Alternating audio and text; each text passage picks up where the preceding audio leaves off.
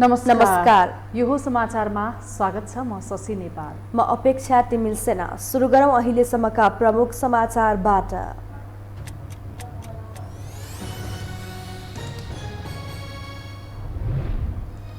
सरकार गठनको 88 दिनपछि मन्त्रीमण्डलले पाए पूर्णता।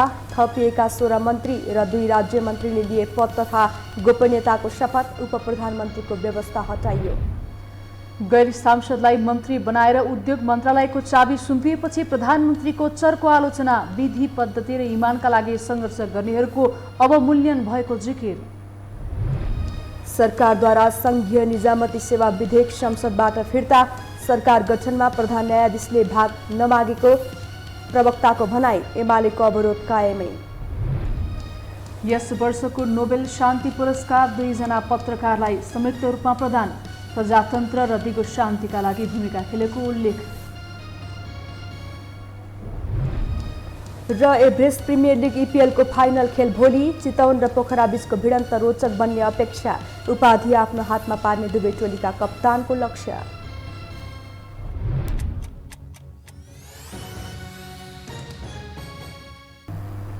अब समाचार विस्तारमा।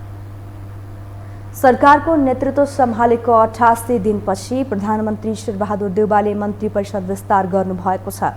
सत्तारूढ गठबन्धनमा सहभागी दलहरूलाई समेटेर प्रधानमन्त्री देउवाले मन्त्री परिषद विस्तार गर्नुभएको हो। प्रधानमन्त्रीले डाक्टर मिनेन्द्र रिजाललाई रक्षा, रेणु यादवलाई भौतिक पूर्वाधार, विरोध खतिवडालाई स्वास्थ्य, रामकुमारी झाँक्रीलाई शहरी विकास, देवेन्द्र पौडेललाई शिक्षा, दिलेन्द्र प्रसाद बडुलाई कानुन, प्रेमप्रसाद आलेलाई पर्यटन, उमाकान्त चौधरीलाई खानेपानी तथा महेन्द्र राय यादवलाई कृषि मन्त्रालयको जिम्मेवारी दिनुभएको छ। त्यस्तै उमा रेग्मी महिला, बालबालिका तथा ज्येष्ठ नागरिक, शशि श्रेष्ठ भूमि व्यवस्था, सहकारी तथा गरिबी निवारण, राम सहाय प्रसाद यादव वन तथा वातावरण, कृष्ण कुमार श्रेष्ठ श्रम तथा रोजगार र महेश्वरजङ गहतराज युवा तथा खेलकुद मन्त्री हुनुभएको छ। गैर सांसद गजेन्द्र हमाललाई उद्योग मन्त्रालयको जिम्मेवारी दिइएको छ।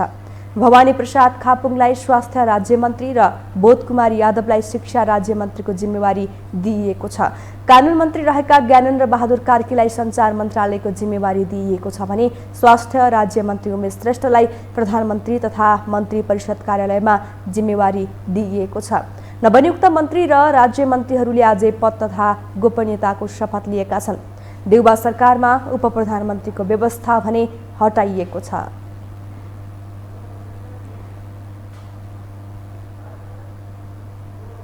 प्रधानमन्त्री शेरबहादुर देउवा नेतृत्वको सरकारले 88 दिनपछि मन्त्री परिषदलाई पूर्णता दिएको छ।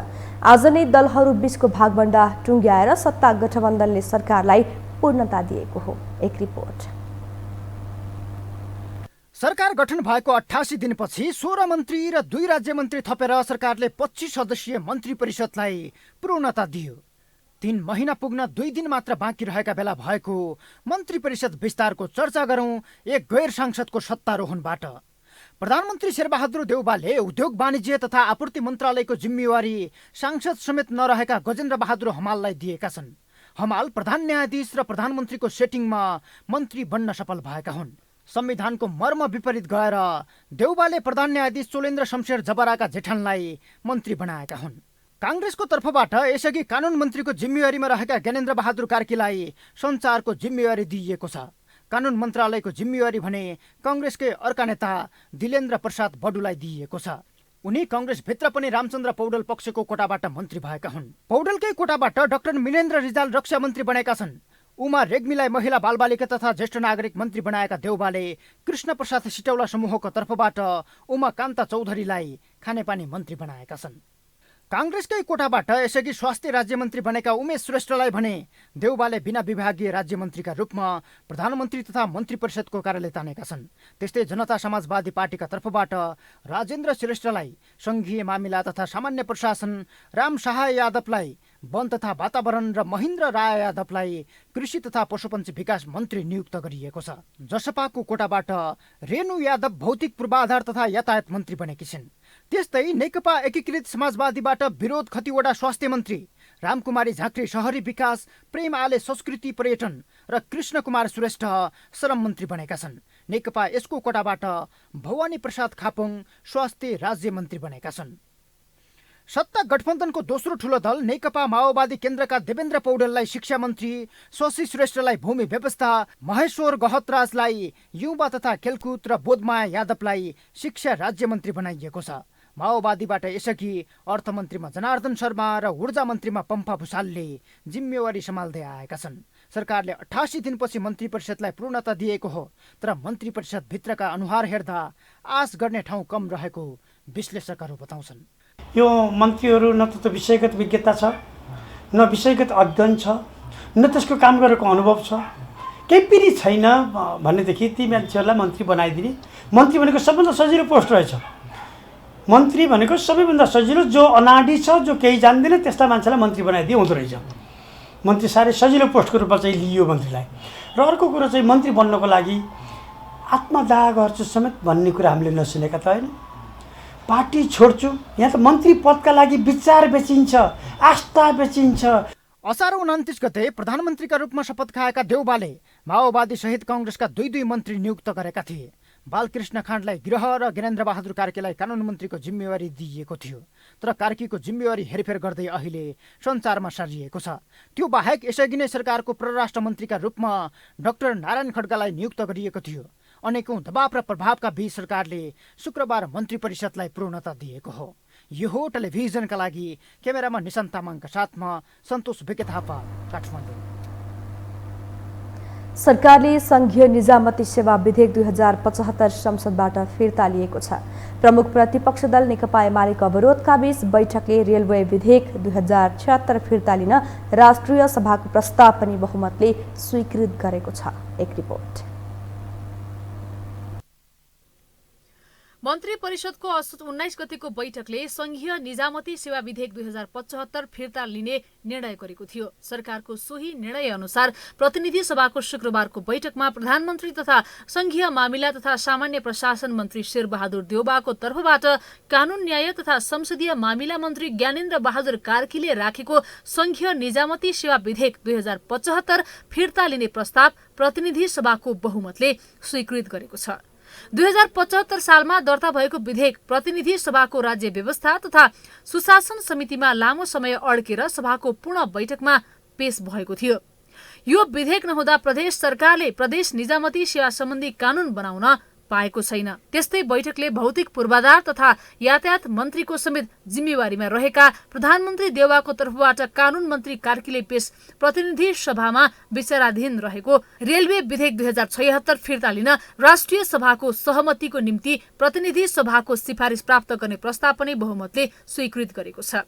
कानून मन्त्री ज्ञानेन्द्र बहादुर कार्कीले पेश गरेको प्रस्तावमाथि विरोधको प्रस्ताव पेश गर्दै नेपाल मजदुर किसान पार्टीका सांसद प्रेम सुवालले सरकार गठनका निम्ति प्रधान न्यायाधीशले भाग मागेको सम्बन्धमा स्पष्ट पार्न माग गरे। सभामुख महोदय, सर्वोच्च अदालतबाट देउबाजीलाई प्रधानमन्त्री पदमा नियुक्ति गर्ने सहित प्रतिनिधि सभाको पुनर्स्थापनाको परमादेश भयो। अहिले समाचार प्रकाशित भयो, प्रधान न्यायाधीश चोलेन्द्र शमशेर राणाद्वारा परमादेशको पारिश्रमिक 2 जना मन्त्री भाग माग्यो। यसको सर्वोच्च अदालतबाट खण्डन गरियो। तर प्रधान न्यायाधीशको सिफारिसमा मन्त्री हुने 2 जनाको नाम समेत सार्वजनिक हुँदा यो होइन भन्न गाह्रो भयो। हावा नचली पाट हल्लिन्न। शक्ति पृथकीकरणको सिद्धान्त विपरीत प्रधान न्यायाधीशबाट भएको यो गतिविधि विरुद्ध जनताको सर्वोच्च संस्था संसदमा महाभियोग प्रस्ताव किन नआएको? सो प्रश्नको जवाब दिँदै कानून मन्त्री कार्कीले सरकार गठनमा प्रधान न्यायाधीशले भाग नमागेको स्पष्ट पारे। प्रधान न्यायाधीशले सरकारमा भाग मागेको भन्ने कुरा पनि उल्लेख गर्नुभएको छ। म उहाँलाई यो सम्मानित सदन मार्फत आग्रह गर्न चाहन्छु, यसमा कुनै सत्यता छैन र यस किसिमको भ्रममा नपर्नका निमित्त म मान्यजीलाई आग्रह गर्दै प्रतिनिधि सभाको शुक्रबारको बैठकमा पनि यस अघि चाहिँ प्रमुख प्रतिपक्षी दल नेकपा एमालेका सांसदहरूले संवैधानिक सर्वोच्चता कायम गर, पदीय मर्यादा कायम गर, पक्षपातपूर्ण व्यवहार बन्द गर, पार्टी फुटाउने षड्यन्त्र मुर्दाबाद, गैर सांसदलाई प्रवेश निषेध गर, यथास्थितिमा संसद चल्न सक्दैन, कालो धन चाहिँदैन, देश बेच्न पाइँदैन भनी चर्का नाराबाजी गरेका थिए। अर्को बैठक असोज 25 गते सोमबार दिउँसो 2 बजे बस्ने भएको छ। अब बाँकी समाचार। प्रमुख प्रतिपक्षी दल नेकपा एमाले निजामती सेवा विधेयक 2075 फिर्ता गरेर सरकारले गल्ती गरेको टिप्पणी गरेको छ। एमालेका संसदीय दलका उपनेता सुभाष नेम्बाङले संसदीय समितिमा समेत छलफल गरेर आएको सो विधेयक संसदबाट फिर्ता गरेर सरकारले साह्रै बेठिक र उल्टो काम गरेको प्रतिक्रिया दिनुभएको हो। शुक्रबार संसद बैठकबाट बाहिरिने क्रममा उहाँले सञ्चारकर्मीहरूले राखेका जिज्ञासाको जवाब दिँदै विधेयकहरूलाई फिर्ता लैजाने र अध्यादेश मार्फत विधेयक ल्याउने काम गरी आफ्नो पार्टीलाई मान्य नहुने चेतावनी समेत दिनुभयो।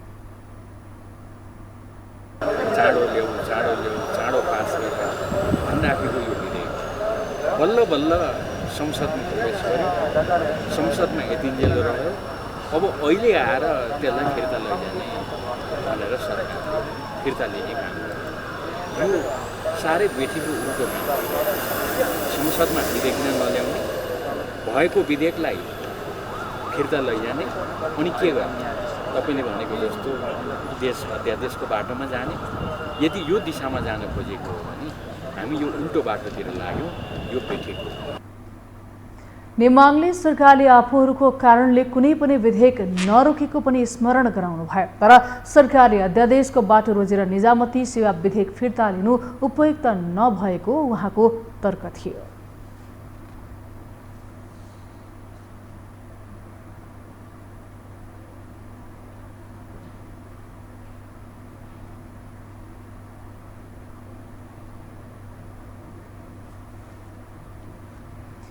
नेकपा एकीकृत समाजवादी र नेकपा एकीकृत पार्टीबीच एकीकरण भएको छ। एकीकृत समाजवादी पार्टीका अध्यक्ष माधव कुमार नेपाल र नेकपा एकीकृतका अध्यक्ष जीवन राईले आज एक वक्तव्य जारी गर्दै पार्टी एकीकरण भएको घोषणा गरेका हुन्। अब एकीकरणपछि पार्टीको नाम नेकपा एकीकृत समाजवादी नै हुनेछ।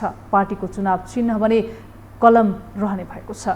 राईले तत्कालीन नेकपामा विवाद चर्किएपछि नयाँ पार्टी दर्ता गराउनु भएको थियो।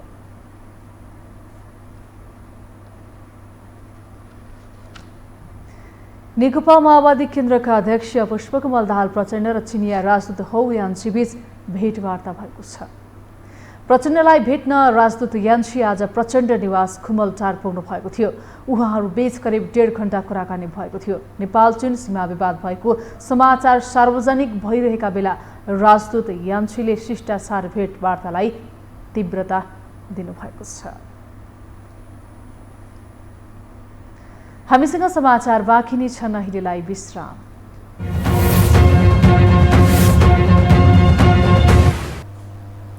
विश्रामपछि स्वागत छ। अब बाँकी समाचार।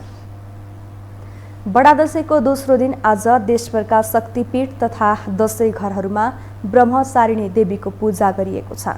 शक्तिपीठहरूमा बिहानैदेखि दर्शनार्थीको भिड लागेको थियो। आश्विन शुक्ल प्रतिपदादेखि सुरु भएको दशैं पूर्णिमासम्म परम्परा अनुसार दुर्गा भवानीको पूजा आराधना गरी हर्ष उल्लासका साथ मनाउने गरिन्छ।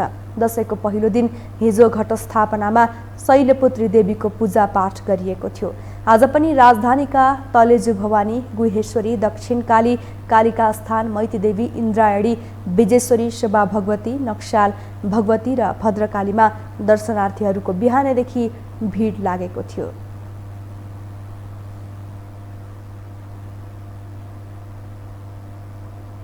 पछिल्लो 24 घण्टामा थप 764 जनामा कोरोना संक्रमण पुष्टि भएको छ।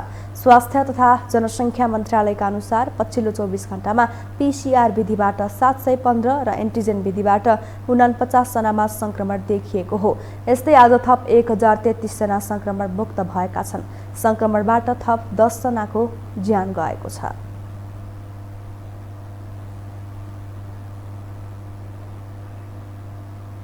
काठमाडौँ महानगरपालिकाले दशैं लगायतका चाडपर्व लक्षित कोभिड विरुद्धको खोप कार्यक्रम सुरु गरेको छ।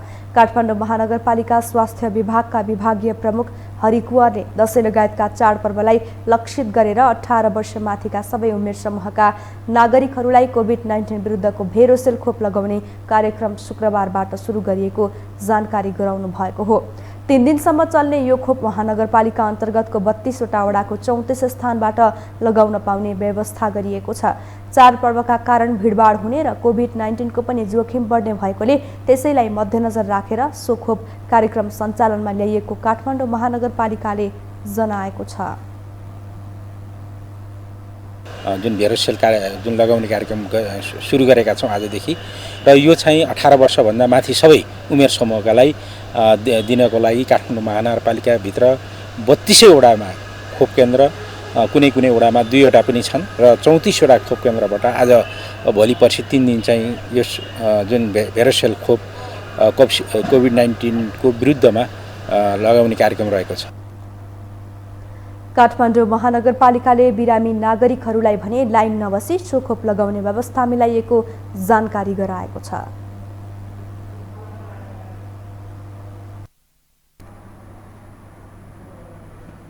अब बाँकी समाचार। बाँकेमा घरेलु हिंसामा मारिएका ननकुनी धोबी र निर्मला कुर्मीको हत्यारालाई कारबाहीको माग गर्दै पीडित परिवार नेपालगञ्जदेखि काठमाडौँसम्म पैदलै धर्ना बसेको छ। बाँकेमा 2 महिलाहरू नकुनी धोबी र निर्मला कुर्मीको परिवारकै मिलेमतोमा हत्या गरिएको भए पनि स्थानीय प्रहरी प्रशासनले मुद्दा दर्ता गर्न आलटाल गरेको र दोषीलाई पक्राउ नगरेको भन्दै पीडित परिवारले दोषीलाई कारबाहीको माग गरी असोज 1 गतेदेखि नेपालगञ्जबाट पैदल यात्रा गरेको हो।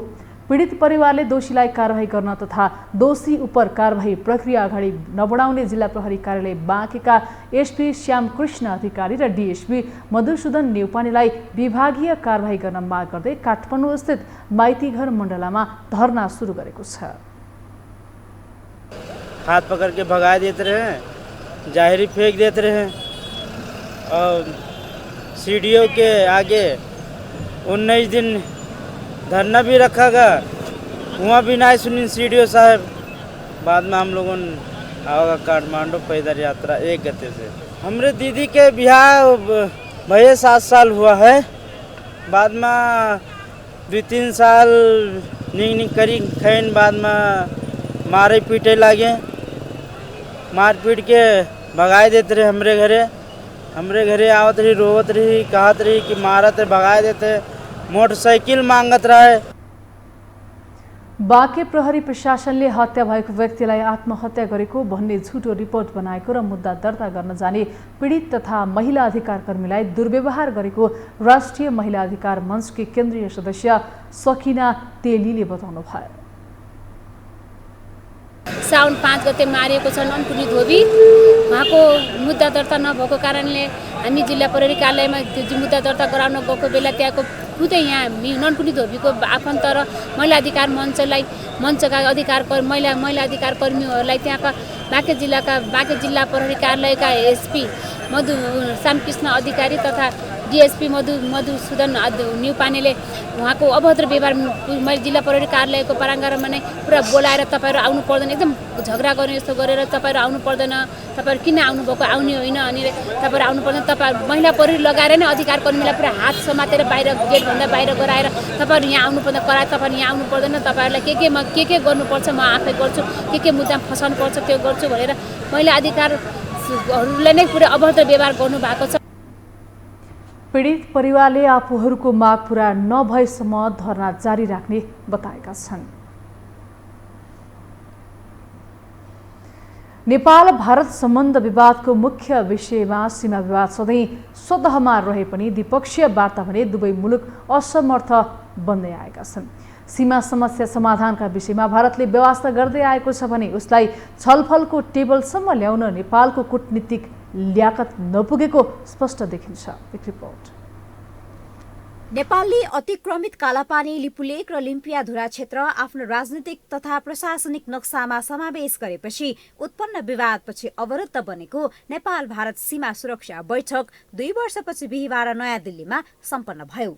बैठकमा नेपाल र भारत बीचको सीमा सुरक्षा र त्यहाँ हुने अपराधिक गतिविधि नियन्त्रण र त्यसमा सहकार्य गर्ने सहमति भएको छ। तर सीमा सुरक्षामा खटिने 2 मुलुकको सीमा सुरक्षा निकायका प्रमुखहरूको यो छलफलमा दार्चुलाका जयसिंह धामीको विषयले प्रवेश नै पाएन। भारतीय सीमा सुरक्षा बल एसएसबीले तुइन काटिदिएपछि धामी 2 महिनादेखि बेपत्ता छन्। दुई देशका सीमा सुरक्षा प्रमुख सम्मिलित बैठकमा जयसिंह धामीकै विषयले ठाउँ नपाएपछि बहुप्रतीक्षित सीमा विवादका सवालमा छलफल हुने कुरै भएन। बैठकमा सीमा सुरक्षा, सीमा नियमन, नेपाल भारत सीमा नाका प्रयोग गरी हुन सक्ने अन्तर्देशीय अपराध रोकथाम तथा नियन्त्रण आदि विषयमा छलफल भएको छ। सीमा विवाद समस्या समाधानका सवालमा नेपालको कूटनीतिक कमजोरी नै मुख्य कारक तत्त्व बनेको कतिपयको तर्क छ। भारतको अन्तर्राष्ट्रिय क्षेत्रमा मुहार कालो होला, काला पानी 372 वर्ग किलोमिटर भूभाग भारतले ओगटेको छ, मिचेको छ, लाल पूर्जा चाहिँ प्रमाण चाहिँ नेपालसँग छ भन्दाखेरि तपाईँहरूको मुहार, भारतको मुहार अन्तर्राष्ट्रिय क्षेत्रमा के होला हामी जान्छौँ भनेर यस्तो कूटनीतिक चाप्लुसीपूर्ण तरिकाको दबाब सिर्जना गर्न नसक्नु नै नेपालको, हामी तपाईँको नेपाल सरकारको कमजोरी जस्तो लाग्दछ अघि। मुलुकको राष्ट्रहितका पक्षमा अझ सीमा जस्तो संवेदनशील विषयमा मुलुकका हरेक राजनीतिक दल र दलका नेता अनि नेतृत्व बीच एकमत हुन अति आवश्यक छ। तर विडम्बना नेपालको सन्दर्भमा दलहरूले राष्ट्रिय हितका सवालमा एकजुट भएको गफ छाडे पनि व्यवहारमा सधैँ चुक्ने गरेका छन्। विभागीय मन्त्रीहरूलाई बल्ल तल्ल पाएको मन्त्री पद नै फलामको चिउरा बन्ने गरेको छ। परराष्ट्र मामिला र राष्ट्रहितका सवालमा समेत नैतिक समर्थन खड्किएको विभागीय मन्त्रीहरूको अनुभव छ। पदले मलाई टाई र सुट पनि बाँध्न कस्छ, तर मेरो नैतिक शक्ति भएन भने अनि त्यो नैतिक पावर मैले प्राप्त गरिनँ भनेदेखि अनि मलाई त्यो आत्मविश्वास हुँदैन। जहाँ नैतिक पावर हुँदैन त्यसले आत्मविश्वासलाई कमजोर बनाइदिन्छ। त्यो नैतिकता कहाँबाट आउँछ? जब हामी स्ट्रङ हुन्छ, सबैको आशीर्वाद हुन्छ, सबैले ल अगाडि बढौँ भने एउटा भोइसमा हामी अगाडि बढ्न सक्यौँ भनेदेखि जति पनि बाँकी मुद्दाहरू, चाहे बोर्डरका, चाहे चाहिँ बाँधका, चाहे एमसिसीका, चाहे बिआरआईका, चाहे सीमाका, यी सब तमाम मुद्दाहरू हामीले सम्बोधन गर्न सक्छौँ। विगतदेखि नै पेचिलो बनेको नेपाल भारत सीमा समस्या समाधानका लागि यस्ता द्विपक्षीय मञ्चहरू महत्त्वपूर्ण रहे पनि नेपालको कूटनीतिक कौशलता पूर्ण रूपमा असफल हुँदै आएको छ। नेपाल भारत सीमा समस्या समाधान गर्न बनेको अधिकांश संयन्त्र नाम मात्रका बनेका छन्। दुई मुलुक बीच संवादहीनताको अवस्थामा सीमा जस्तो संवेदनशील विषयमा छलफल प्रवेश नै कसरी गराउने दुविधापूर्ण छ। सीमाका सवाल उठ्दा अन्तर्राष्ट्रिय मञ्चमा जाने ठूलो जनदबाव समेत खेप्दै आएको नेपाली नेतृत्वले कसरी कूटनीतिक पहल गर्छ यसले विशेष अर्थ राख्ने पक्का छ। यो हो टेलिभिजनका लागि क्यामेरामा डीबी मगरका साथमा निम्लिकी शेर्पा, काठमाडौँ। अब पालो आर्थिक समाचारको।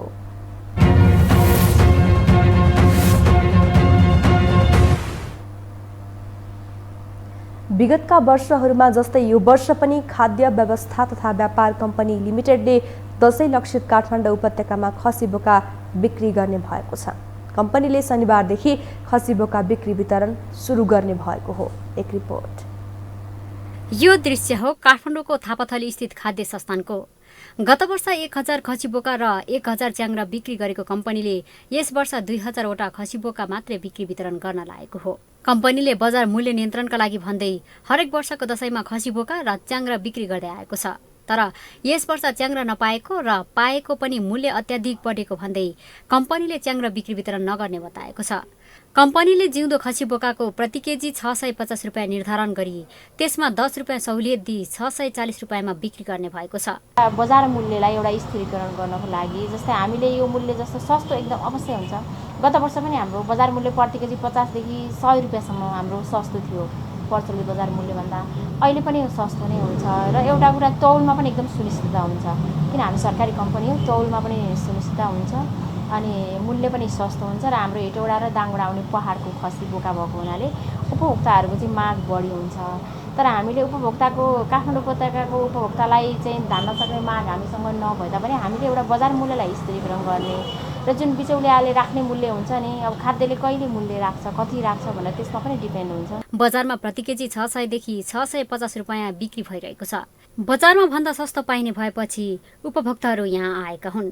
तर संस्थानले शुक्रबारदेखि खसी बोका बिक्री वितरण गर्ने भनिएको खबर सुनेर आएका उपभोक्ता शनिबार मात्र वितरण हुने भएपछि निराश बनेका छन्। बाहिरको भन्दा केही नभए पनि धेरै यसले यो खाद्यले गरिदिँदाखेरि मूल्यलाई चाहिँ नियन्त्रण गरेको छ। अब सबैलाई त भ्याउँदैन यसले। अब 2000 खसी बोका ल्याएर बेचेर सबै जनताले चाहिँ त्यही मूल्यमा खाना पाउँछन् भन्ने त छैन। जतिले पाउँछन् त्यो राम्रो पक्ष हो।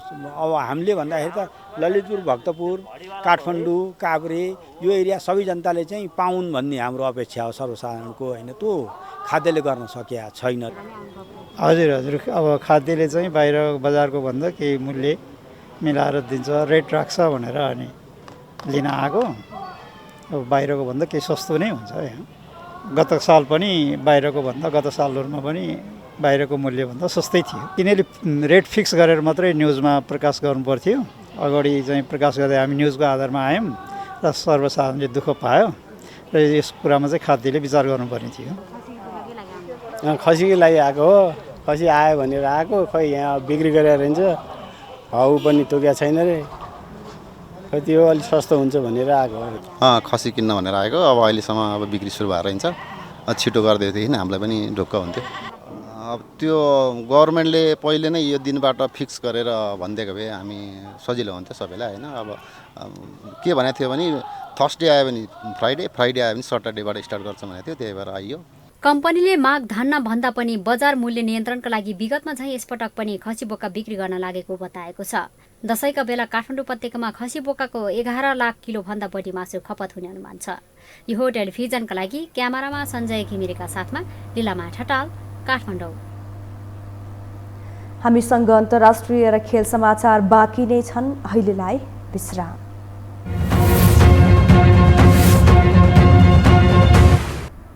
विश्रामपछि पुनः स्वागत छ। अब पालो अन्तर्राष्ट्रिय समाचारको।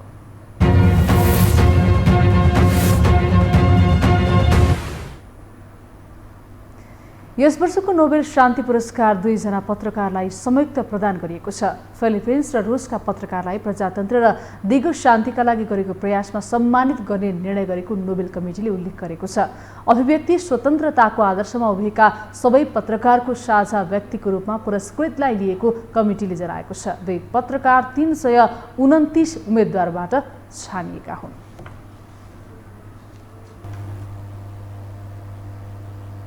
अब खेलकुद समाचार।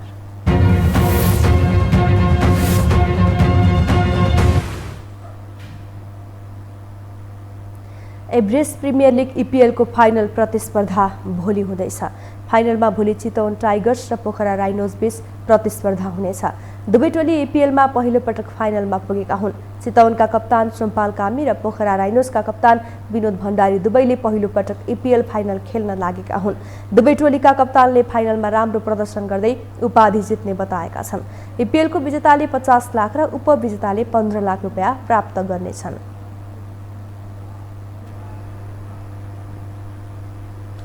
खेल समाचार सँगै हामी यो समाचारको अन्त्यमा आइपुगेका छौं। बिदा हुनु अघि प्रमुख समाचार पुनः एकपटक।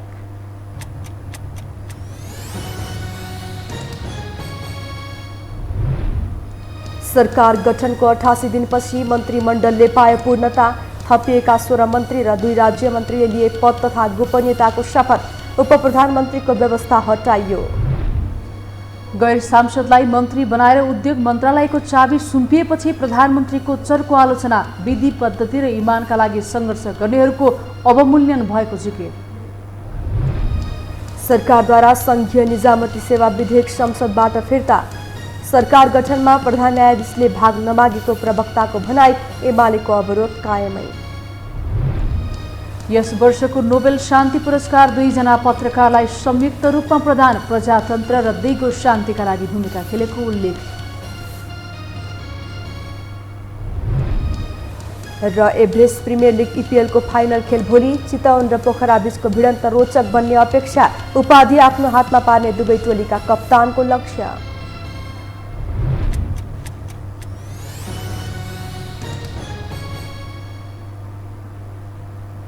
हवस् त यो समाचार सकियो। समाचार बुलेटिनका साथै यो टेलिभिजनका सम्पूर्ण कार्यक्रम यो टेलिभिजन.com, यो खबर.com, युट्युब र फेसबुकमा पनि पढ्न र हेर्न सक्नुहुनेछ। मोबाइलमा यो टिभी एप डाउनलोड गरी हामीलाई प्रत्यक्ष हेर्न सक्नुहुनेछ। तथ्यसहितको निष्पक्ष समाचारका लागि हेर्दै रहनुहोला यो टेलिभिजन। नमस्कार।